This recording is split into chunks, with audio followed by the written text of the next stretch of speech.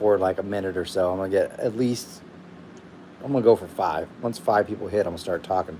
I'll do a recap of what's happened and what I just got done doing. Because right now it's 4:16. We're calling it quits for today. There's only 2 cams left.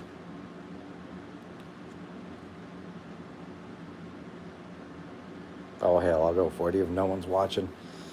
You know why I don't do a Ford challenge and more people don't do more Ford stuff? This is no joke. So when I was checking the live views from whenever the LS Cam Challenge was happening, granted, the more was happening because you're changing cams in about 18 minutes. However, there was around 600 people that had watched as it was going on. So it varied. So like the minimum I think I saw was like 100, and the most I think I saw was 1,300, which I was like, wow, that's pretty amazing. How many people watch the Ford one? 30. So if you're wondering, like, if you're a Ford guy and you're like, you guys never do Fords because you guys don't watch it and there ain't enough of you. But anyway, let's recap today. So I'll tell you what happened. So the first one that went was Tyler Newberry, and we changed his. The reason why it took a little delay, and you're like, what happened with the live feed? And the reason for it is when I came in this morning, I knew that the passenger, well, it'd be the driver's side for you guys. It's still a passenger side. Passenger side, so 1, 2, 3, 4 bank. That intake gasket, this is the second time to change it. It keeps pulling off whenever I pull the intake right around the water. So I had to change that. Not a big deal, but it takes time to scrape all the silicone off that holds it on to make it kind of nice so it doesn't do it again. And then also we changed oil, only because just to be safe, because after all, I don't own this thing, at least not the short block. So we changed oil, put his cam in, made a run, and everything was smooth. It's about 10 o'clock. Go in there to start tearing it down. I do my normal thing of backing off the rockers. And yes, before someone comments, there isn't any pressure. So I'm methodical about that to make sure that there's no pressure and there's lash in it, and then I'll buzz them off. When taking off one of them on the driver's side, I noticed the bolt didn't come with the shaft, and it's because it broke off the end of the shaft rocker, not in the center. So like crap. But whenever LSM and Terry Wilkes, they're together, had sent the shaft rockers and sent me an extra pair, so I was like, no big deal. I go to the passenger side and start tearing it down. Take off one, same thing. So this is cam 1. So I was like, God, that sucks. So called Terry Wilkes. He's great to deal with. And I said, hey, man, is there any way I can get these shafts overnighted to us? Because I want to continue on. I'm just kind of, want to make sure everything's fine. And he said, not a problem. So hopefully we get them tomorrow. The problem is you just don't know when UPS will show up. It'll be the morning. It could be the afternoon. You just never know. So like today, UPS showed up at 10. Because one of the other things we were really gambling on was yesterday, I told you guys, I even showed the live feed, the Torrington bearing that's on the front of the timing chain from him. Ford suck. Just saying it. Because you can pop off a timing chain on a Chevy. It's no big deal. Ford, you got to pull it off that whole section. So it kind of have to pry it, especially because they're not all the same size. There's 3 different cam bolts for the Ford. Didn't know that. Luckily, Dunsworth had ones. But anyway, that shaft press fit makes it kind of tough, so you got to pry it back and forth. Anyway, don't have to tell you it damaged the Torrington bearing. So we're kind of running on borrowed time with that, and it never failed, thankfully. And we're waiting for the new Torrington bearing or new timing chains to show up, so we could rob that Torrington bearing off and just keep on going. Anyway, because the shafts were broken, I was like, and Gary, I love Gary. You guys, he is not if you call to talk to him, and don't do that. He's got to make money. But anyway, he knows what to gamble on and what not to gamble on. He's like, put it back there, squeeze it together and torque it down. And if it holds down, we should be good. I was like, oh, it's a little bit of a risk. But it's only on the end. It's not in the center. For the center, there's no way I'd have tried this. Anyway, I called Kuntz up because the next cam to run was going to be Kuntz's. And I said, hey, told him the whole situation. I said, do you want to risk it? And he goes, go ahead. Although I think we should, and he was joking. He said, I should get a 20 horsepower advantage. His cam makes tons of power, too. He ended up taking number 1 spot for horsepower until Joe Carroll ran. But anyway, he's like, yeah, just do it. So we ran it. And by the way, we made 2 pools. So there's always the warm up time. We make a pool, and the pool. The reason why I make the first pool is to get the oil temperature up, because the load you put on that engine gets that oil temperature up. It's because we're trying to keep the temperatures within 10 degrees of 160. So it might be a little bit one way or the other, but generally they're closer than that. But anyway, makes the first pull, everything's good. So like, cool, let's just go do it again. And by the way, it's repeating, so I'm like, no problem. So it was successful, but I take off the valve cover just to make sure, because the other thing is I'm checking to see if it lost lash, and it didn't. And the whole reason why I didn't start the live feed again was because I was like, last thing I need is the keyboard warriors to tell me how I'm doing things wrong. I know both of those are wrong. If this was an actual customer's engine, or if it was an engine that wasn't, like, we didn't have to do this now, there's no way. I'd just wait. It could just wait. It's not worth the risk. But yeah, so screw it. We go for it. But no, I didn't want the keyboard warriors telling me how much everything I'm doing is wrong. And I already get that anyway, even though I think this is pool number 44 or something we're on. Let me look. I can't even, it's on the other thing. So I didn't want that. So I didn't even start it. The other thing is, like, why would I start the live feed? Because I hate starting it while I'm just messing with the engine, because no one watches that. It's boring.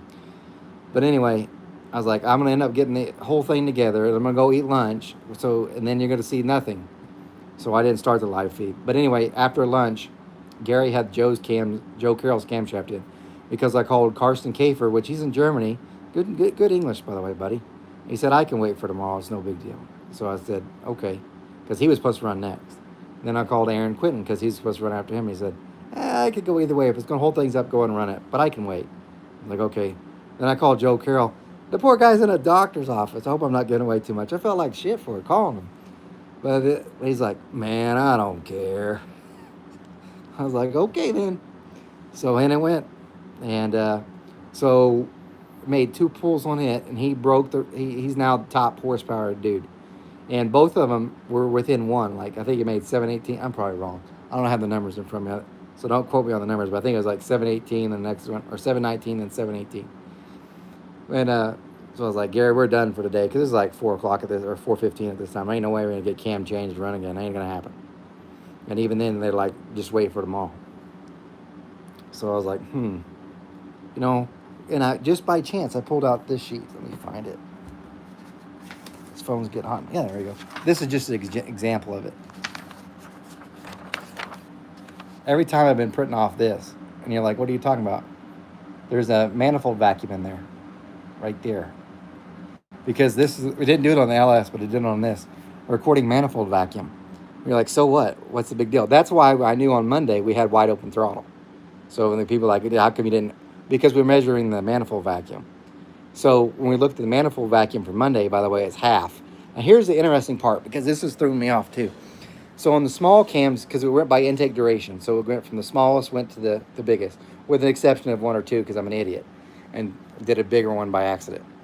But I'm watching it, and all the beginning cams are like 1/2 inch at wide open throttle is how much they're pulling for manifold vacuum. But as the durations keep increasing, guess what's happening? So is the manifold vacuum. So like Tim Hillard's, he ran Monday, his was like half, 0.5 from manifold vacuum.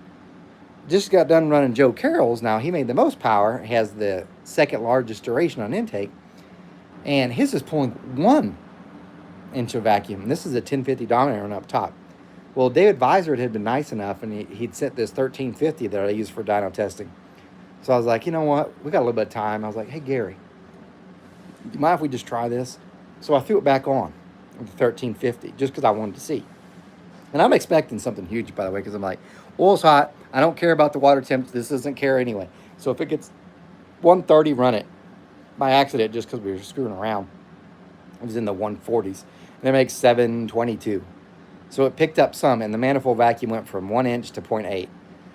But I was still like, man, I really thought that'd be worth more.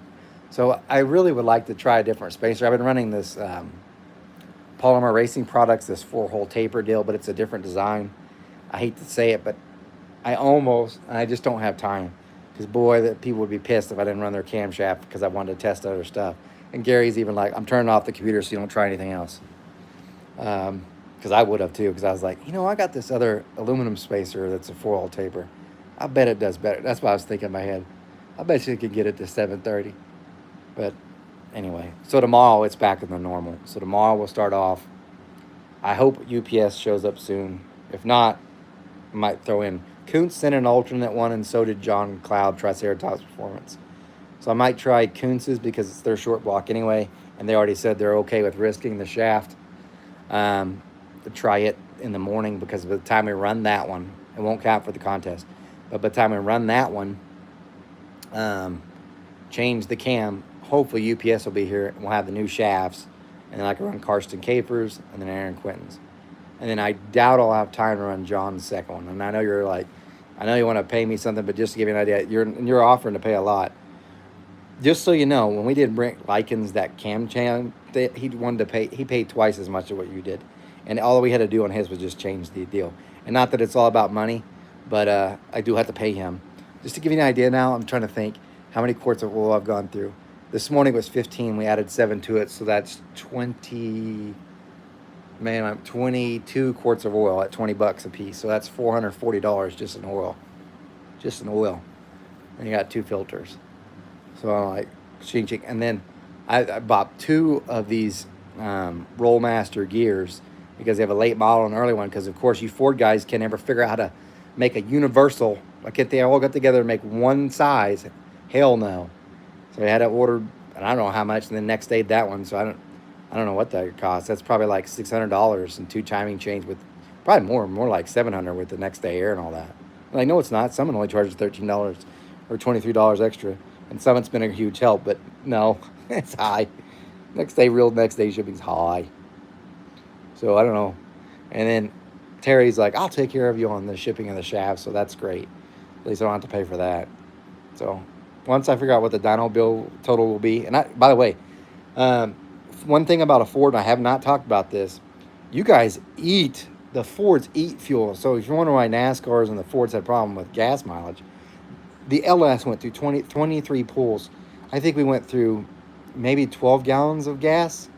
This sucker, I think we're on 22 now, something like that. 22 gallons of fuel, and we're not near as many. This thing eats. Now, granted, it makes a little bit more power than that LS did. I mean, the LS, even in its 700 horsepower range, didn't eat the fuel this thing does.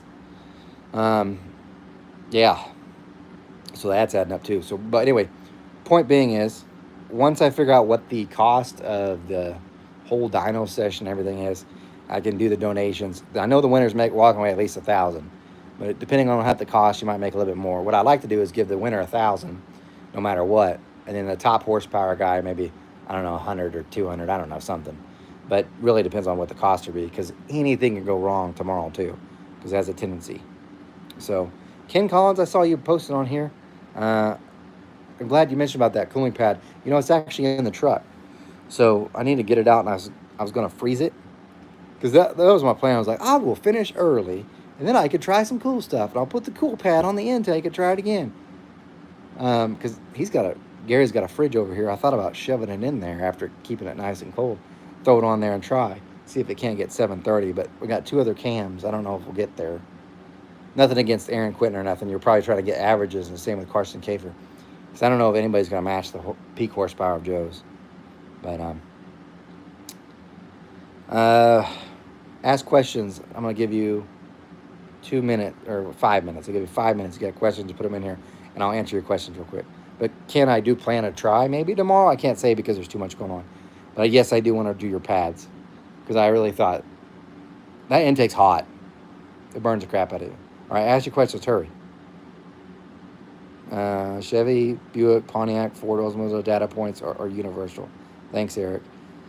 I appreciate that, but the problem is like, I don't know how many times I've saw my things that were like, all you do is Chevy. Why don't you ever do a Ford? Because you guys don't watch. And that's the other thing. Just the donations from the live feed on the LS, I was making like $100 a day. Now, granted, that I spent way more than that, but I made 20 for all 4 days on the live feed donations. And I'm not asking for money. I'm trying to do is point out the stuff. What you want costs money, and it's hard for people to do it out of their own pocket. So I'll never do another Ford. It costs too much. I'll just do stuff on my own testing. But like a cam challenge, hell no. Some of the averages aren't right. Has anyone else noticed? that? Yes, they are. If you're looking at the beginning ones, the first day, it's because it didn't correct it on the screen. In case you're wondering how to do it, and yeah, I'm going to reprint them and they'll put it in the deal. So before you get all worried, the averages are correct um, when we change them. So on tomorrow, all I'm going to do is I'll have them reprint Mondays, which were the averages are the right way. For those that haven't figured it out, what you got to do is you got to go to View on your Superflow, go down to Averages, go to Average, then go to the column, click that, then you have to enter 5,000 and 7,500, and that's how it does it.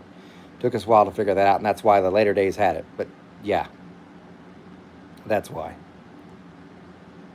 Thanks for your and all the other helpers' efforts. I'm not a Ford guy, but I love dyno testing. It's been a fun watch. Thank you, by the way. Really, it's me and Gary. So, and Gary, by the way, is like 62. So yeah, he's moving pretty good. Huge help. So, but anyway, I'll get those changed. I'll probably will end up making a hardcover copy book for all this dyno stuff with all the data just for people, just like I did with the LS. I think it'd be helpful to have it in front of you because you can flip back and forth. The one thing I was saying, and I haven't looked at all the data real hard, but I'll say this. I think the exhaust duration is overlooked. And then people are like, well, it's just the heads. No. If you even look at the LS, if you start looking at the ones that had more exhaust duration, seemed like they did better. So, and I mean more than the intake. Joe's sheet's still in there. It's already in the sheet, in the thing. His went up a while ago, unless it didn't upload because it's on the other phone, wherever the hell that is. But yeah, I did that picture and did it right after.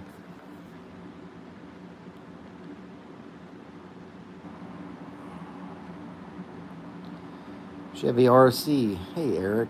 I'm just going through these.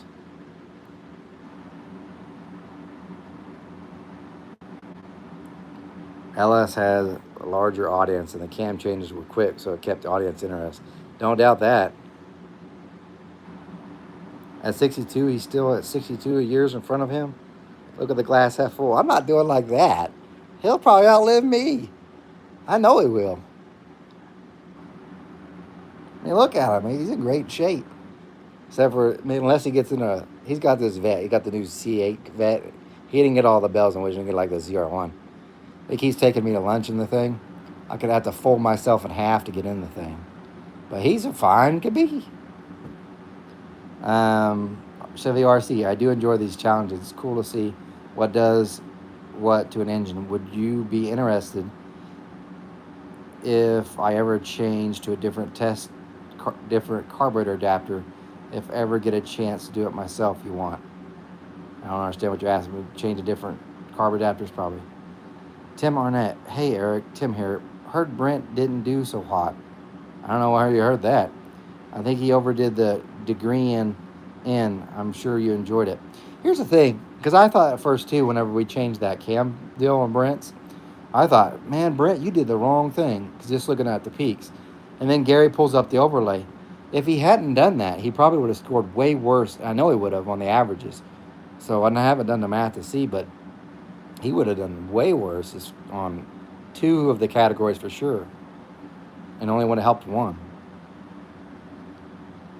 The reason LS Cam Challenge was so popular was that it was the first one. That's also a good point, too. The LS Cam Challenge got a lot more press. That's true, too. Here's something, too. Just because I'm doing this now, the next one's going to be a small block Chevy. That will take place at Kuntz. I don't know exactly when it's going to take place. I've got to go down there on Thursday anyway. Next Thursday. So a week, I'll be there. But after that in October, I'm going to redo the cam challenge. Hopefully I have my CNC heads by then. I don't even think I'm going to do that many cams. And it's open to anybody. I'm not going to let anybody... I mean, I'm not going to do like the before, like it's reserved for the people that already kind of were in it. Nope, it's open. So, and if there's enough of them, I'll just do a random draw.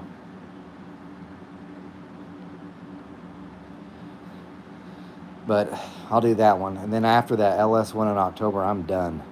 This is a lot of work. Like that first one actually made money, which I was like, I can't believe it. Finally, I did a dyno session. I made money. Holy cow.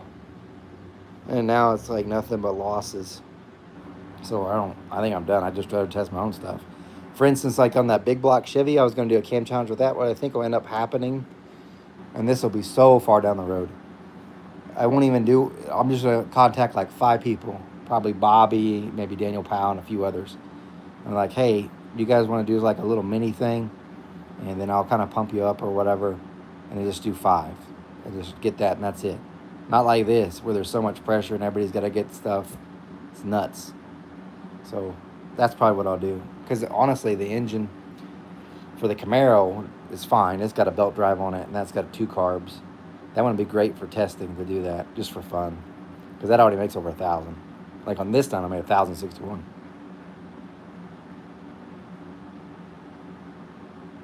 I'll ask away and give it to a 445, then I'm going to bail. I will get Joe's in there in just a second. Thought I had his already, but I'll check again. I wonder if it ain't still downloading. The reception in here sucks. I'm even surprised they're getting this. So for the 59 people, ask your question.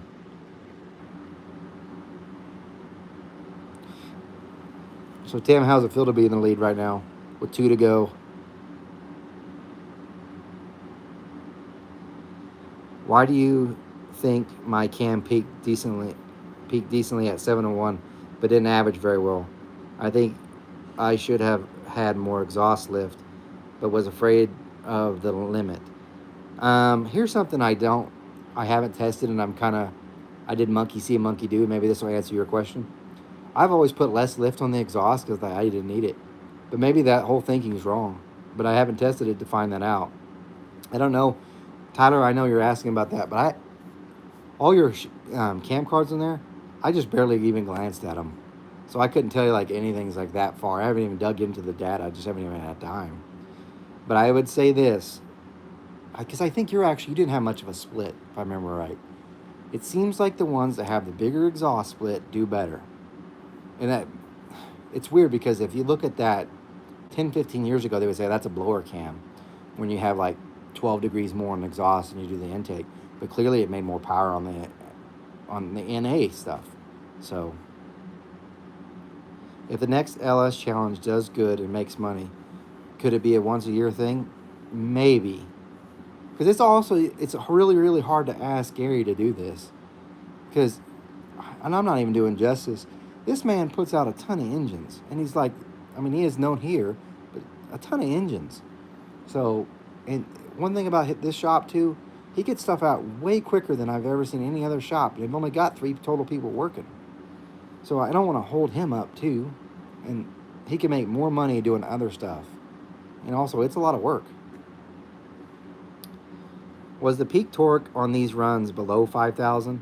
No, and that actually brings up a good question. A lot of people I've heard some claim like, well, the peak torque of 5,000, the way you load it, it's jerking the dyno. Well, if you look at the way he's loading it, he actually brings it all the way down like 49, 60 and lets it go. And then it goes on. So it's still different. But I'll say this. Some of them cams, I promise you, if I pulled lower RPMs, the torque peak would have been at a lower RPM. The cam was too small for the operating range. That had nothing to do with my challenge. That's just what they picked. Because I know for certain, I know 100%, at least 3 cams, peak torque was probably at 48 or 46, not 5,000. So when it rolls in, it's highest and it's trailing off because that's on the other end of the curve. Would you ever test compression ratios? No. That's a lot of work. That ain't ever going to happen to me. That's too much work. Hey, Eric. Tim here again. I'm just a subber, but will you tell us the overall results on YouTube? Yes, I will. Right now, Optimum Performance, he says nail biter, whatever. He's in the lead, I know, because this is a different one than the LS. If you look at the LS Cam Challenge, Bobby had 3 of the positions he was number 1 in. This is not the same. Obviously, if you're winning average torque, you're going to win average horsepower, which that one is Tim Hillard. He's got the 2 averages for sure. As far as peak horsepower, now that goes to Joe Carroll. Peak torque, I think it's the John Cloud one with Mike Jones, and that's probably people still getting complained about because they're like, well, it's like you hammered. I guarantee that cam probably made more torque below 5,000, so it's on the way there. Guaranteed. Ford guys don't watch you because 90% of your channel is Chevy related. I know, it makes me wonder why I even do anything with Fords. That's the bad part. I love their heads. So this is 700 horsepower and it's easy. I mean, I could say that because this is 11.22 compression ratio. This is not high. I could be running on this on pump gas. We're running on 110 just because of the way it is. Just because of that. So you look at a 700 horsepower pump gas engine with my heads, I'm pretty impressed. Multiple camshafts. And I know people are like, no, there's others that made more. I'm going to take, if Kuntz lets me, I swear to God, I'm going to take it to different dynos just as prove that the thing makes more at others. I know it will, but it doesn't matter. Comparing it this way, okay, let me put it this way. The LS, the 408, only made the max power it ever made was 717. Okay? Just letting you know. And the same size small block Chevy made 717. So they're all about the same. Yeah. But if I take it somewhere else, I know for a fact, because I've done dyno testing in other places, and if you watch my channel, you know what I'm talking about, 100%. It'll be up 30, if not more. Don't stop messing with Fords. Scott Burnell. Again, why? Every video with it, no one, hardly anybody watches, but man, they complain on every Chevy related video. How come there's not a Ford? It really don't make money. Although Bill Brennick let me use his 408 to do dyno testing for that, so we probably will on that. I plan to. I just don't have anything left to test on it. I'm like, hey guys, send in an intake so I can test all the intakes like I did the Chevy. How many Ford intakes do you think showed up? 1. When I did that on a Chevy, 22. What Ford guys should be running to come see this? This is a monster. I agree. Thank you for putting this together. I know it isn't popular, but as others, but appreciate it. Probably not a good time to think about future dyno tests in the heat of the battle. Ken Collins, make sure you soak 2 of them. One's going to pull the heat. The second one is going to cool it off. I'd like to, but here's the sad part.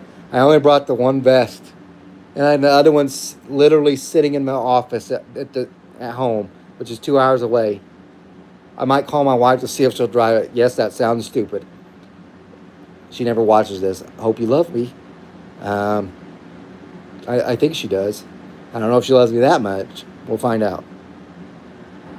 Hey, Eric. Tim here once again. I'm a Pojo guy, but to learn all the time is priceless. It's funny because Gary and I were talking. We're in here doing stuff.